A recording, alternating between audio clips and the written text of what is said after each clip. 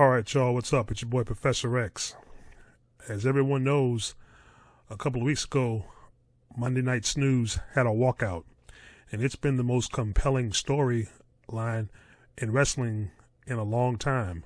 And the funny thing is, it's not fake, it's not a work, it's not a shoot, it's legit. Now, we all know WWE's reputation for bad creative and making stars do things they probably don't want to do, but they do it for the nice paycheck.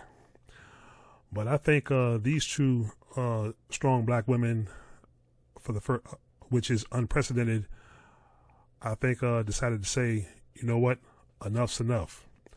Because allegedly, an hour or so before the show went on the air, Sasha Banks and Naomi, aka Trinity Fatu, walked into John Laurinaitis' office, threw the belts on the desk, and walked out. But it turns out a friend said they were gone by 5 p.m. This is during afternoon before the sun went down. So apparently WWE lied on that. I guess basically WWE wanted to spin their own narrative to make these two look bad, like, you know, they're being unprofessional, which I'll get to in a minute. So the original plan for that show for Monday Night Raw was the main event was going to be a six-pack challenge match featuring Sasha Banks versus Naomi versus Asuka versus Becky Lynch versus Doudrop versus Nikki ASH. And the winner would have become the number one contender for the Raw Women's Championship. And and actually the winner was going to be Naomi. But when Sasha walked into a meeting with Vince about creative, she didn't like the direction that their characters were going in. You see, Sasha and Naomi worked hard to build this tag team after they were thrown together as a tag team in the first place because creative had shit for them to do. So they won the tag belts at WrestleMania. But ever since then, I guess basically these belts, the women's tag team belts, don't mean shit to WWE.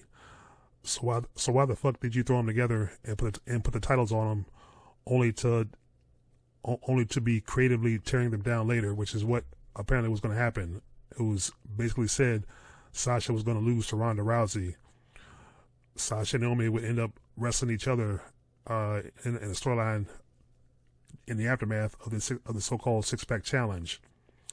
Naomi would have won the six-pack challenge and challenged Bianca, while basically their tag titles and no storyline for them, nothing was happening. Just basically them being downplayed. Now, there's no sympathy for them backstage, but one AEW star, Dax Hardwood, is showing support. And even Mickie James herself was on a video panel saying, you know, she applauds them for standing up for themselves and walking out. WWE has pulled all their merchandise from WWEshop.com. Facebook has took down their Facebook pages. They've been taken out of the intros of the TV show, and of course, creative is not working for them. You know,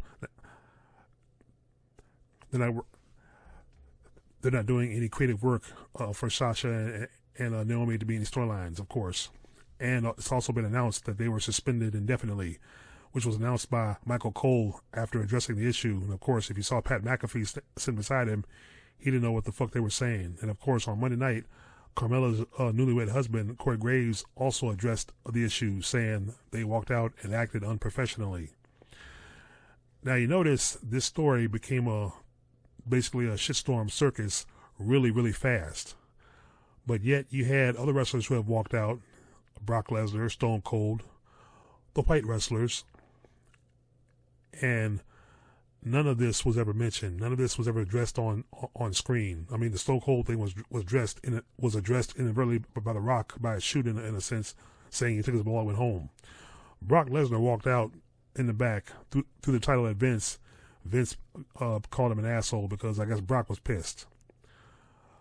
But when two strong black women stand up for themselves and walk out, it's a media circus to basically try to tear them down. And as I've said in previous videos, this is the double standard / racism. which of course certain white devils I've known will probably try to deny. Now, of course, one houseboy, Uncle Booker Tom, of course, on his podcast, which I also address, said, they were wrong and he didn't understand why they walked out, yada, yada, yada, because they felt disrespected, this, that, and the third. Booker T, you were disrespected basically on your SmackDown debut. Basically, when you came out there with that old school WCW belt, but you can't see that. All you see is you're making more money now. That's all you see. Everybody, for the most part, is blinded by the almighty dollar. The almighty dollar. Well, obviously Sasha and Banks and Naomi basically have more pride. Now, on the other side of this coin, Sasha Banks basically is no angel, because between her and Trinity, she has the more outgoing, boisterous, probably bigger personality. And obviously Sasha Banks is a bigger star and a bigger draw than Trinity, because backstage she's been called a mark, a diva, etc., etc. And that's what she was called by other wrestlers backstage who basically are not backing her up. They side with the company because they're company people. It's funny how they're company people, but none of them are big stars like John Cena, and never will be. But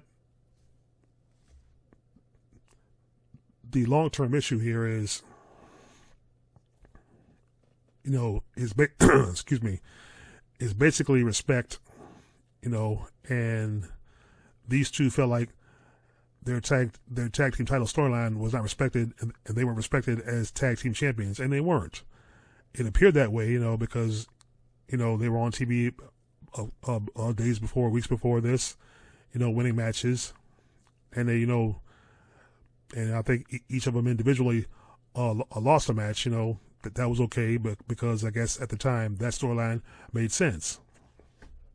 The only thing that would make sense basically for these two would have been to put them in a storyline feud with Doudrop and Nikki Ash, because you just put Nikki Ash and Doudrop together to form a tag team. Doudrop giving Nikki Ash advice, stop with the silliness, the superhero nonsense, and let's get serious. So basically, the work that you had for them, that's gone down the toilet, because of course these two walked out, and rightfully so. I don't blame them for walking out. Like I said, I'll say this: I'm no fan of Sasha Banks because she does have an attitude on camera, and when it's a WWE related event or on camera for something promotional, she's seen with fans, smiling, shaking hands, making appearances with fans. But there's also been 2 videos I've seen on display and footages of her walking through the street. She's wearing a mask. Fans recognize her, see her. They have something for her to sign, or they want her to sign. She walks past them, ignores them, which is basically, to me, acting like a complete diva and a bitch. So Sasha Banks herself is basically Mrs. Jekyll and Mrs. Hyde. See, you see this pose in this the rings, the bling and all that, and legit, and she's legit boss and all that. But that's of course just for the camera. No, she's acting. That's not who she is in real life. And the sad part is, none of them are who they are in real life, and they never will be. But on the first side of the coin I was talking about, like I said, this all goes to racism again. These two have been basically social media wise and media wise, wrestling media wise, have been crucified for walking out on WWE. Like I said, it all comes down to respect. If you're gonna put these two, if you're gonna treat these two as the Antichrist, treat the white wrestlers who do this as the Antichrist too. Shouldn't Brock have gotten the same treatment as well as Stone Cold? See, WWE, you call yourself a family. You call yourself this. You say this is the dream job. Everybody wants to be a WWE superstar, but you clearly made it obvious that that's not the case. You're a racist company run by a racist family. these so-called superstars only become stars depending on who they become friends with or whose ass they kiss. Basically, that's the real deal with WWE, and it always has been. You're lying to these superstars, these athletes, about, reach for that brass ring, this, that, and the third. Reach for this, reach for that, and those who don't get over, or those who don't lick your boots and don't align themselves as your friends, don't get that brass ring. They don't get the push. They don't get any TV time, and those who don't, some of them are the best talents that you've got, but you would know that because you don't give them a chance. This is male or female. Now, I wonder what happened if Alexa Piss would have walked out like this. If she would get the same media shitstorm that you gave these two. And I'm guessing that wouldn't be the case.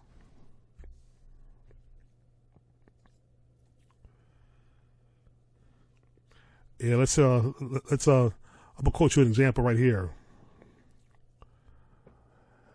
A report that there was tension all day leading up to the show, and both Banks and Naomi were upset at something. Sources note the WWE statement regarding the Sasha Naomi walkout is just the baseline of the details. The tension leading up to the walkout was palpable all day, with both superstars upset at something that transpired. More details to come, of course. And also, another note, Banks has unfollowed several WWE accounts, including Vince McMahon, Roman Reigns, and several other, and at this moment, she is only following 6 accounts. The only 2 active WWE stars she follows are Naomi and Tamina Snuka. And fans on Twitter have noticed. Of course, later in the show, the Corey Graves statement. Now let's read that so-called official WWE statement. When Sasha Banks and Naomi arrived at the arena this afternoon, they were informed of their participation in the main event of tonight's Monday Night Raw. During the broadcast, they walked into WWE Head of Talent Relations John Laurinaitis' office with their suitcases in hand, placed their tag team championship belts on his desk, and walked out. They claimed they weren't respected enough as a tag team champions, and even though they had 8 hours to rehearse and construct their match, they claimed they were uncomfortable in the ring with 2 of their opponents, even though they had matches with those individuals in the past with no consequence. Monday Night Raw is a scripted live TV show whose characters are expected to perform the requirements of their contract. We regret we were unable to deliver as advertised tonight's main event. Now, that statement is an out-and-out lie, because none of the co-workers in that match they have a problem with. They've wrestled both Doudrop and Nikki Ash individually with no problem at all. This is whack-ass wrestling entertainment trying to spin the narrative, of course. So there's line number 1 right there.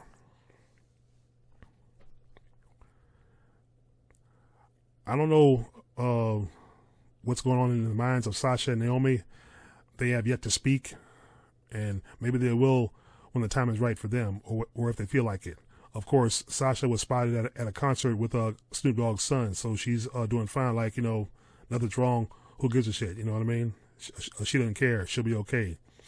Also, both ladies' contracts are coming up. So, and the word is WWE might freeze their contracts to keep them from going anywhere else, or if they're fed up enough, they'll just give them the outright release. And of course, if that happens, you definitely won't see Sasha and Naomi again. So they've made, I don't know how bitter and deep this runs. WWE has made it out to be very bitter. Sasha and Naomi might say otherwise. So like I said, they'll address it when the time is right, or they may never address it. Who knows? Maybe it's something we don't need to know. Only they know. They say there's 2 sides to every story. There's their side, then there's WWE side, and then in the middle there's the truth. and a lot of times the truth doesn't come out, or basically the truth is can remain a secret. But only time will tell. But from my perspective, all I see here is racism slash double standard. But as a wrestling fan, I wish Sasha and Naomi all the best. Personally, I don't think I would want to see them in AEW. I don't think their characters would fit into the AEW wrestling style or system. Now, Britt Baker herself has expressed that she would love to wrestle Sasha Banks. That might be an interesting match. But of course, if she's in AEW and we know how big a star Britt Baker is, she might get in a book to win unless she's made to put over Sasha Banks. But of course, I think Britt Baker herself, DMD, has an ego of her own, because I'm pretty sure if Sasha were to go there and get any special treatment, there'd be some heat there would be some heat in the locker room right off the bat. And I'm pretty sure Britt Baker and the other girls wouldn't appreciate Sasha getting this instant push, much like Ronda Rousey didn't deserve when she first arrived. And as far as she goes, for Naomi to lose to Ronda Rousey, for Sasha to lose to Ronda Rousey, hey, well, like I said, one's black, one's white. And also, apparently, the spot Ronda Rousey got in WrestleMania to face Charlotte Flair, that was supposed to be Sasha Banks. So I can see why Sasha Banks might be a little pissed, which is probably one of the issues that's been brewing for months leading up to this. Leading up to the walkout. And you know what? Maybe Sasha Banks should have gotten that spot. It might have been a better match, because the match that Ronda and Charlotte had at WrestleMania was terrible. The finish was bad. The whole match just came off as boring. And Ronda Rousey still to this day cannot cut a promo for shit. She might have looks, yes, but that's about it. All she has is her judo arm bars and submissions, and that's it. She can't talk for shit. And I can't get emotionally invested in Ronda Rousey. I mean, she gets in the ring and she's just bland. She's just bland. She's just there. It's boring. Nothing's entertaining about her storyline, and it's not exciting. But that's a whole different story. But for Sasha Banks and Naomi, these two strong black women, like I said, I wish you the best. I hope you land on your feet somewhere, and maybe we'll see him again soon in somewhere in wrestling. I doubt we'll see these two in the independents, because usually when WWE stars leave and go to the independents, when their agents send out feelers, they usually want too much money for indie appearance. And of course, we all know indie promoters can't pay these high salaries. Example, Braun Strowman. He asked for a ridiculous high price for an indie appearance, and he never got booked anywhere. Now, of course, he's got this promotion, Control Your Narrative. And he's got something that he's promoting over in the UK, England, which, of course, I saw the poster for it.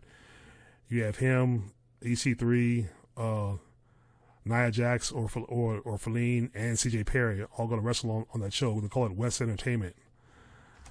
But anyway, as far as the Raw walkout, this has been the most compelling storyline that Raw has ever had, because everyone watched the show not to watch the wrestling or to watch Raw, to hear what Sasha Banks and Naomi are going to do next, or going to hear what WWE is going to say about them next.